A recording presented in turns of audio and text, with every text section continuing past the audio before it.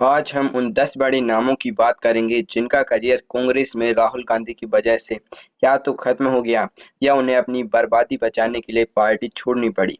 Video के आखिर में जिस नेता का नाम है उसे खोना कांग्रेस की सबसे बड़ी ऐतिहासिक भूल मानी जाती है। नंबर 10, अशोक तंवर। हरियाणा की राजनीति में एक वक्त था जब अशोक तंवर को राहुल गांधी का ब्लू आइड बॉय कहा जाता था। राहुल ने उन्हें हरियाणा कांग्रेस का अध्यक्ष बनाया, लेकिन फिर उन्हें उनके हाल पर छोड़ दिया। भूपेंद्र सिंह हुड्डा के साथ उनकी लड़ाई में राहुल ने तंवर का साथ नहीं दिया और अंत में उन्हें अपमानित होकर पार्टी छोड़नी पड़ी। तंवर ने 2019 चुनाव से ठीक पहले सोनिया गांधी के घर के बाहर धरना तक दे दिया था, जो किसी खास नेता के लिए बहुत बड़ी बात थी। कई पार्टियां बदलने के बाद अप्रैल 2026 में तंवर बीजेपी के साथ अपनी जमीन तलाशने में जुटे हैं, लेकिन वो पुराना रसूख अब गायब है। वैसे क्या आपको लगता है कि राहुल गांधी अपने दोस्तों की लड़ाई सुलझाने में थोड़े कच्चे हैं? नंबर 9, हार्दिक पटेल। गुजरात का वो लड़का जिसने पाटीदार आंदोलन से पूरी बीजेपी सरकार को हिला दिया था। राहुल गांधी ने बड़े जोश के साथ उन्हें कांग्रेस में शामिल किया, वर्किंग प्रेसिडेंट बनाया, लेकिन फिर वही हुआ जो अक्सर होता है, इग्नोरेंस। हार्दिक कहते रहे कि उन्हें काम नहीं करने दिया जा रहा। वो कांग्रेस में दूल्हे की नसबंदी जैसा महसूस कर रहे हैं। हार्दिक ने आरोप लगाया था कि जब वो राहुल से मिलने जाते थे तो राहुल गुजरात के मुद्दों के बजाय चिकन सैंडविच और मोबाइल में ज़्यादा बिजी रहते थे। हार्दिक अभी बीजेपी में विधायक हैं और अपनी पुरानी विद्रोही छवि को अनुशासित कार्यकारिता में बदलने की कोशिश कर रहे हैं। Number 8, RPN Singh. यूपी के पडरौना के राजा और राहुल गांधी की कोर टीम यानी बाबा लोग ब्रिगेड के खास सदस्य। यूपी चुनावों से ठीक पहले राहुल के इस करीबी दोस्त ने उनका साथ छोड़ दिया। बजाय राहुल का जमीनी हकीकत से दूर होना और प्रियंका गांधी की टीम के साथ तालमेल की कमी। जिस दिन उन्हें कांग्रेस ने स्टार प्रचारक बनाया, उसी के अगले दिन उन्होंने बीजेपी ज्वाइन कर ली। इसे कहते हैं तगड़ा झटका। 2026 में आरपीएन से बीजेपी के राज्यसभा सांसद हैं और पर्दे के पीछे रहकर संगठन मजबूत कर रहे हैं। नंबर 7, सुष्मिता देव। कांग्रेस की महिला विंग की नेशनल प्रेसिडेंट और असम का बड़ा चेहरा। सुष्मिता राहुल गांधी की बहुत करीबी मानी जाती थी, लेकिन जब असम में गठबंधन की बात आई तो राहुल ने उनकी बातों को अनसुना कर दिया। सुष्मिता को लगा कि राहुल के साथ रहकर उनका राजनीतिक भविष्य अंधेरे में है। वो कांग्रेस के उस दौर की एकलौती बड़ी महिला नेता थी जिन्होंने सीधे राहुल के वर्किंग स्टाइल पर सवाल उठाकर इस्तीफा दिया था। फिलहाल वो ममता बनर्जी के टीएमसी में हैं और राज्यसभा के रास्ते संसद पहुंच चुकी हैं। वैसे क्या आपको भी लगता है कि राहुल की टीम में महिलाओं की बात कम सुनी जाती है? कमेंट में बताना। नंबर 6, मिलिंद देवड़ा। मुंबई का वो हाई प्रोफाइल चेहरा जो राहुल गांधी के साथ हमेशा साए की तरह रहता था।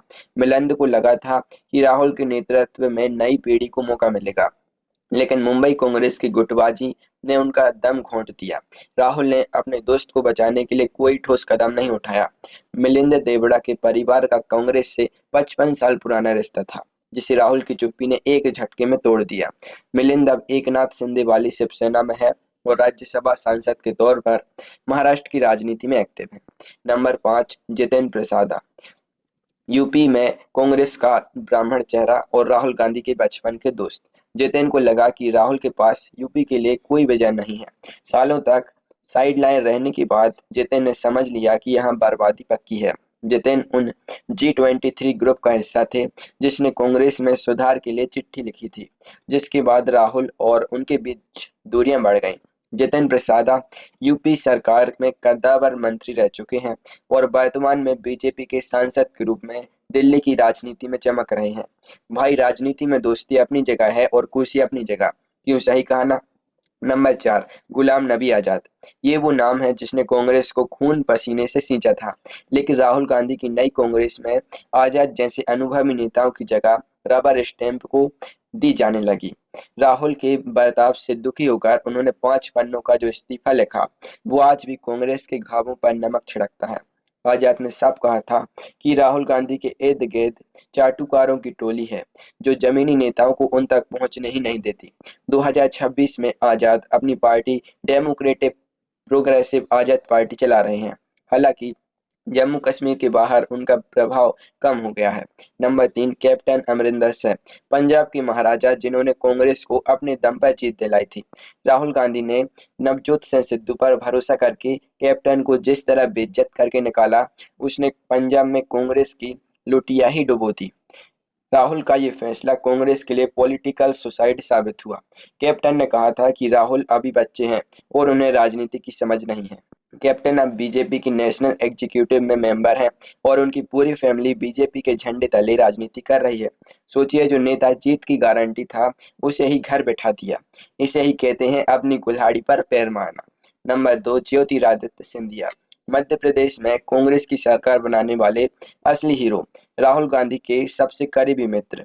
लेकिन जब सीएम चुनने की बारी आई तो राहुल ने सिंधिया के बजाय कमलनाथ को चुना। सिंधिया महीनों तक राहुल से मिलने का वक्त मांगते रहे, लेकिन राहुल ने वेट करने को कहा। नतीजा, सिंधिया ने पूरी सरकार ही गिरा दी। सिंधिया के जाने से कांग्रेस ने न सिर्फ एक राज्य खोया, बल्कि अपना सबसे एनर्जेटिक युवा नेता भी खो दिया। 2026 में सिंधिया मोदी कैबिनेट में सबसे ताकतवर मंत्रियों में से एक है और बीजेपी में उनका कद लगातार बढ़ता जा रहा है। नंबर 1 पर नाम आता है हेमंत बिस्वा शर्मा का। और अब बात उस नेता की जिसे खोना राहुल गांधी की सबसे बड़ी ऐतिहासिक भूल मानी जाती है। हेमंता असम में कांग्रेस के संकट मोचन थे। जब वो राहुल से असम की समस्या बताने गए तो राहुल अपने कुत्ते पीडी को बिस्किट खिलाने में बिजी थे और हेमंता की बातों पर उन्होंने ध्यान नहीं दिया। हेमंता ने उसी दिन कसम खाई थी कि वो कांग्रेस को नॉर्थ ईस्ट से साफ कर देंगे और उन्होंने वो कर दिखाया। आज पूरा नॉर्थ ईस्ट कांग्रेस मुक्त है। हेमंता बिस्वा शर्मा 2026 में भी असम के मुख्यमंत्री हैं और बीजेपी के सबसे फायर ब्रांड नेताओं में गिने जाते हैं। राहुल गांधी की वो एक बिस्किट वाली इग्नोरेंस आज कांग्रेस को कितनी भारी पड़ रही है, ये तो आप देख ही रहे हैं।